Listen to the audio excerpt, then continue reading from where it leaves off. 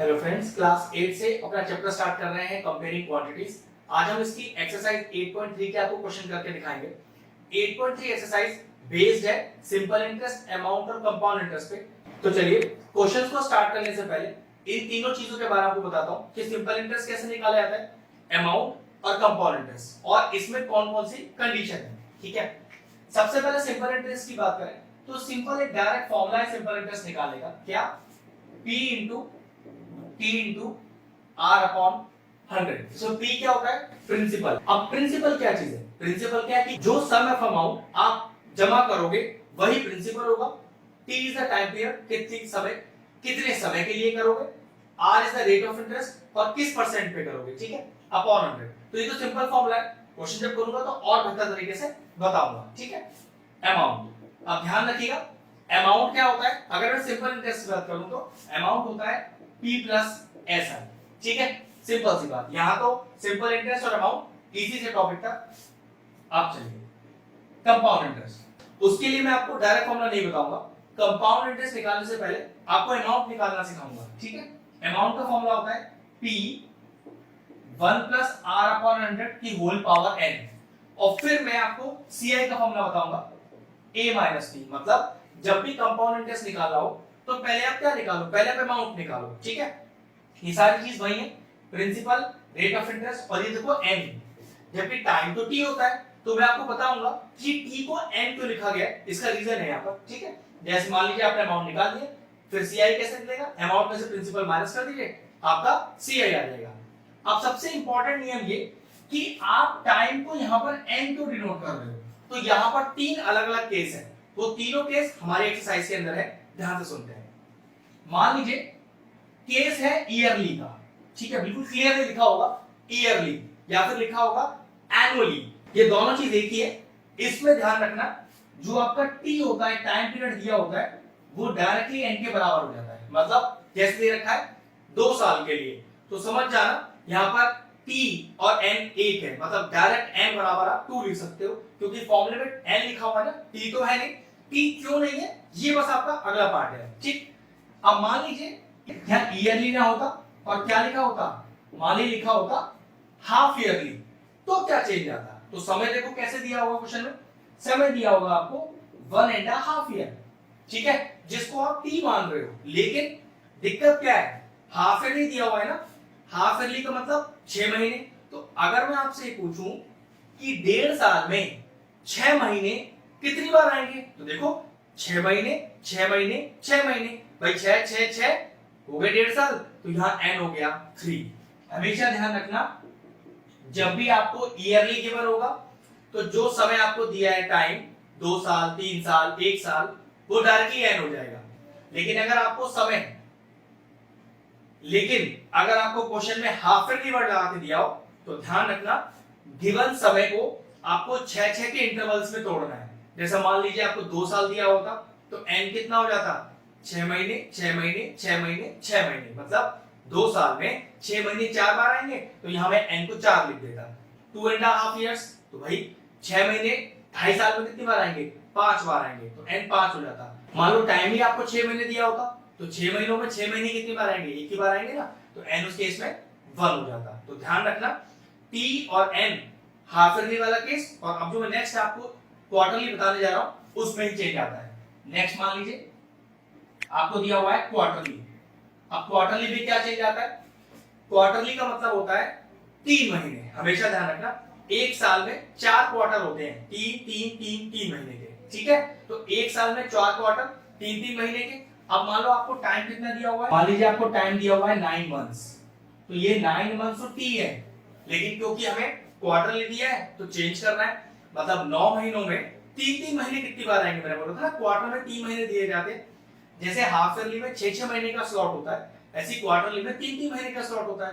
तो 9 महीनों में 3 महीने कितनी बार आएंगे, तो आपको 3 और 3 बार आएंगे। तो यहाँ डायरेक्टली n का वैल्यू क्या हो जाएगा, 3 हो जाएगा। मतलब टाइम तो आप 9 महीने लिखोगे, जो फॉर्मूले में n है वहां आप n को लिखोगे 3। और बताता हूं, मान लीजिए आपको 1 साल दिया हुआ है, टाइम दिया हुआ है 1 ईयर, ठीक है, लेकिन दिया क्वार्टरली है, तो चेक करो कि 3 महीने एक साल में कितनी बार आएंगे? तो पक्की बात 4 बार आएंगे ना, 3 महीने 3 महीने 3 महीने 3 महीने, हो गया पूरे एक साल। लेकिन 4 बार आए तो यहाँ पर डायरेक्टली n का वैल्यू क्या हो जाएगा? 4 हो जाएगा। तो यहाँ पर इस तरह से t और n का रिलेशन है जो यूज करने के लिए सिर्फ होगा हाफ ईयरली और क्वार्टरली में। ईयरली में तो t और n बराबर होता है। अब ये पूरा कंसेप्ट हुआ SI, अमाउंट और CI का। अब चलिए इसकी मैं क्वेश्चन स्टार्ट करता हूं।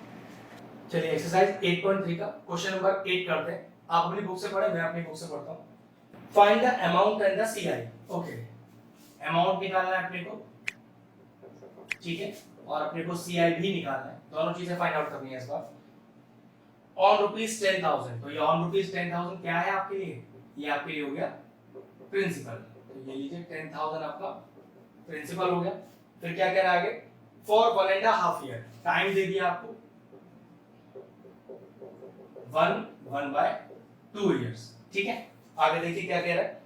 एट 10% पर एनम, और रेट ऑफ इंटरेस्ट दे दिया आपको कितना? 10% है। आगे चेक करते हैं हमसे क्वेश्चन में क्या पूछ रहा है। Compounded half yearly, okay half yearly है तो ध्यान रखिएगा हाफ ईयरली का मतलब क्या होता है? रेट हो जाएगा आधा, और ये जो टाइम पीरियड 1.5 साल का, इसे 6 महीने के हिसाब से काउंट करेंगे। मतलब अब 1.5 साल में 6 महीने कितनी बार आएंगे? तो जवाब है 3 बार, तो n यहाँ पर 3 हो जाएगा, ठीक है। क्वेश्चन पढ़ते हैं आगे और क्या कह रहा है। Would this be interest more than the interest he would get if it was compounded annually? तो जो हाफ ईयरली के हिसाब से सॉल्व करते हुए इंटरेस्ट आएगा, क्या वो इंटरेस्ट ज्यादा है अगर ये पूरा क्वेश्चन एनुअली की तरह सॉल्व होता? मतलब कहने का ये है, पहले हाफ ईयरली की तरह सॉल्व कर लो, अपना इंटरेस्ट निकाल लो, फिर इसी क्वेश्चन को एनुअली की तरह सॉल्व करो, इंटरेस्ट निकाल लो, और चेक करो कि हाफ ईयरली वाला इंटरेस्ट एनुअली वाले केस से कितना ज्यादा है। तो कोई दिक्कत नहीं, पहले इस क्वेश्चन को हाफ ईयरली के साथ सॉल्व करते हैं। अगर हाफ ईयरली के हिसाब से करेंगे तो n महीने में क्या हो जाता है यहाँ पर 3, और रेट क्या हो गया? आधा। फिर समझ लीजिए रेट आधा हो जाएगा तो 10 का आधा हो गया 5%, और 1/2 है तो हाफ ईयरली का मतलब होता है 6 महीने। 1.5 साल में 6 महीने कितनी बार आएंगे? 6 महीने 6 महीने 6 महीने, हो गया 1.5 साल। कितनी बार है? 6 महीने, 3 बार है, तो मैंने इनको डायरेक्टली 3 लिख दिया। चलिए अमाउंट निकालते हैं। P 1 + R/100 की होल पावर n, तो A = P का वैल्यू डाला 1 + R, R is 5/100 की होल पावर 3। ये कितना आ गया देखिए 10,000, ये 20 टाइम्स कर दिया तो एलसीएम लीजिए 21 से 20 + 1 21/20, और कितनी बार लिखा? 3 बार लिखा। और इसको मैं अब क्या करता हूँ, सॉल्व कर लेता हूँ। सॉल्व करके आ रहा है, ये आ रहा है 11,576.25 पैसे आ गया हमारे पास अमाउंट। अब निकालते हैं इसका CI। तो CI कितना होता है? ये होता है A - P। A है 11,576.25 माइनस 10,000, तो हमारे पास कितना आ गया 1,576.25 पैसे। तो अगर मैंने इस पूरे क्वेश्चन को हाफ ईयरली की तरह सॉल्व किया तो मेरा कंपाउंड इंटरेस्ट ये आया। अब कह रहा है इस पूरे क्वेश्चन को एनुअली की तरह सॉल्व करो। अब एनुअली सॉल्व करने की एक दिक्कत है, आर में तो कोई चेंज नहीं आएगा, लेकिन दिक्कत है यार टाइम ही आपको 1.5 है। तो ये जो 1.5 का 1 है, सिर्फ इसी को ईयरली की तरह सॉल्व किया जा सकता है। ये जो हाफ वाला पार्ट है इसमें आपको हाफ ईयरली वाला केस ही लगाना पड़ेगा, इसका ध्यान रखना है। तो बस उतना चेंजेस कर लेते हैं। पहले फॉर्मूला लिखता हूं, तो अमाउंट का फॉर्मूला हो जाएगा P 1 + R/100 N1। ये वाला जो ब्रैकेट है ये ईयरली की तरह सॉल्व होगा 1 + R2/100 N2, और ये जो ब्रैकेट है वो हाफ ईयरली की तरह सॉल्व होगा इस 1/2 के लिए, ठीक है। चलिए तो A = P कोई चेंज नहीं, वो 10,000 ही रहेगा 1 + R1, तो ये R जो दिया है वही आपका R1 है अपॉन 100 की होल पावर N1, और ये जो पहला 1 है यही आपका N1 है, कोई दिक्कत ही नहीं है। लेकिन दिक्कत सेकंड ब्रैकेट की है, R2 हाफ ईयरली की तरह सॉल्व करो तो 10 का आधा करो 5 हो जाएगा, तो 1 + 5/100 की होल पावर N2। अब 6 महीने का लॉजिक देखना है और टाइम कितना है 1/2, मतलब 6 महीने दिया हुआ है, 6 महीने का लॉजिक देखना है। तो 6 महीने में 6 महीने कितनी बार आएंगे?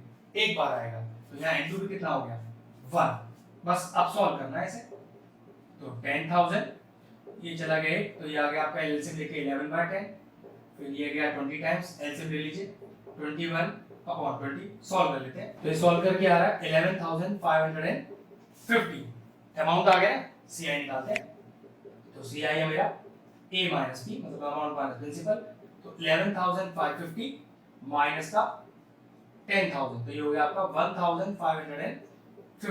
अब क्वेश्चन था कि जो हमने कंपाउंड इंटरेस्ट निकाला था हाफ ईयरली की तरह सॉल्व करके वो कितना ज्यादा है ईयरली वाले केस से। तो चेक कर लो, ये है 1576.25 और ये है 1550, तो कितना ज्यादा है माइनस कर लेते हैं। 1550 को माइनस कर दीजिए तो ये तो 0.25 रह जाएगा, यहाँ आ गया 6, यहाँ आ गया 2। तो जो हाफ ईयरली वाला इंटरेस्ट था वो एनुअली वाली केस से 26 रुपीस और 25 पैसा ज्यादा है। बस ये हमारे क्वेश्चन का आंसर था, क्वेश्चन फिनिश हुआ। अगर हमारे व्यूअर्स को हमारे वीडियोस पसंद आ रहे हैं तो हमारे चैनल को सब्सक्राइब कर लें और साथ में लगे बेल आइकन को भी हिट कर दें। आपको अगर मैथ से जुड़ा कोई क्वेरी है किसी भी क्लास के लिए तो वो आप मुझे व्हाट्सएप कर सकते हैं, जो नीचे नंबर आ रहा है। आपका जो सोल्यूशन है मैं जल्दी से जल्दी देने का कोशिश करूंगा।